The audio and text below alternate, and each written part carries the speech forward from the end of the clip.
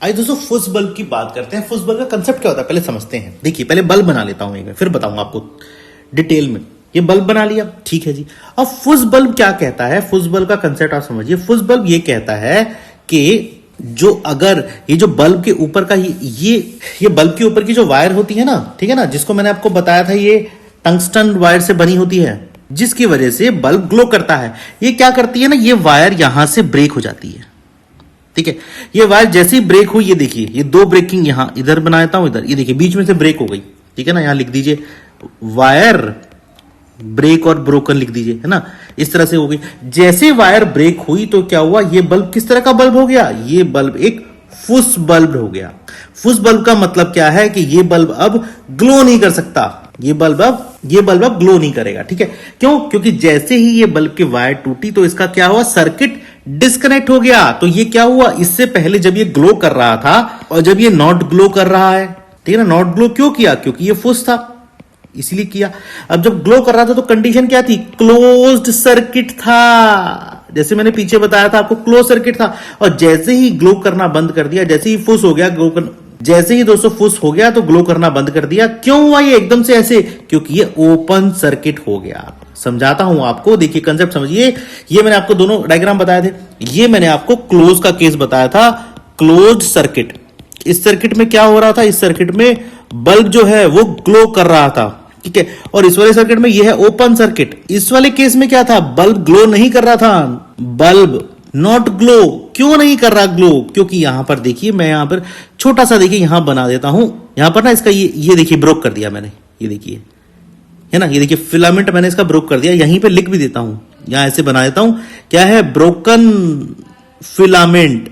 जैसे ही filament broke हुआ तो क्या हुआ, बल्ब करना बंद कर दिया। क्यों? क्योंकि ये ओपन लूप हो गया, क्योंकि ये ओपन सर्किट हो गया। तो मैंने क्या कहा था, जब सर्किट कंप्लीट नहीं होगा तो सर्किट का इलेक्ट्रिसिटी उसमें फ्लो नहीं करेगी और बल्ब भी ग्लो नहीं करेगा। तो जैसे ही फिलामेंट यहां पर ऐसे था ना, फिलामेंट ऐसे था, तो ये क्या हुआ, इस तरह से था, इस तरह से फिलामेंट वायर था, ठीक है ना।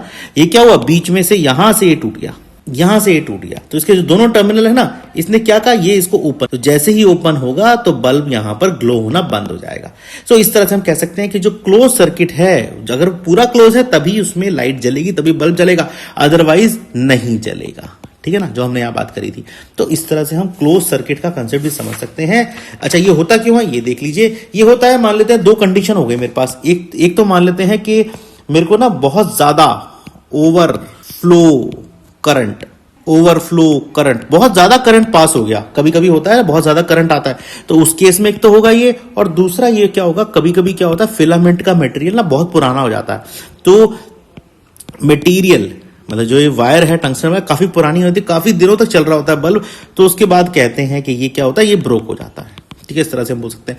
बट हाँ, ओवरफ्लो के हो रही केस में भी क्या होगा, ब्रोक होगा और वो फिर से उसका ग्लो होना बंद हो जाएगा। दोनों केस में होगा यही।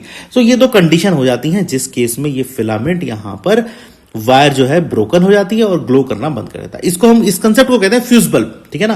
कभी क्या देखेंगे, जैसे आप लगाते हैं बल्ब, एकदम से पकट करके पटाखा सा बजता है, ठीक है ना। और बल्ब क्या होता है, यहां से ना आप गौर करेंगे, बल्ब ना कभी कभी यहां से इस तरह से ऐसे, यहां से ऐसे काला सा हो जाता है। ध्यान दीजिएगा, काला सा बल्ब हो जाता है। तो उसका मतलब क्या है कि जब वो बल्ब फटा था ना, तो उसने ग्लास पे अपना एक इंप्रेशन छोड़ दिया था, ठीक है ना। ये जो ग्लास लगा हुआ है यहां पे, इस पर अपना एक इंप्रेशन छोड़ दिया था और कालापन ले आया था ग्लास पे, ठीक है ना। यहां पर भी कभी कभी देखिए काला हो जाता है, ऐसे करके, ऐसे। ये पार्ट भी, मेटल भी सा कभी कभी काला होता है, यहां से भी काला काला दिख रहा होता है। तो वो यही मतलब होता है कि जैसे ही फिलामेंट इसका जो ब्रोक होता है, पट करके आवाज आती है और ये फुस बल्ब की कैटेगरी में आता है। ये कंसेप्ट होता है फुस बल्ब का। कंसेप्ट ये फुस बल्ब का जो रिलेट होता है वो ओपन सर्किट की कैटेगरी में आता है, ठीक है ना। मैंने अभी आपको बताया, पीछे पूरा कंसेप्ट समझाया कि ओपन सर्किट की कैटेगरी में क्यों आया, ठीक है ना। इस तरह से हम इस कंसेप्ट को समझ सकते हैं। आगे चलते हैं दोस्तों।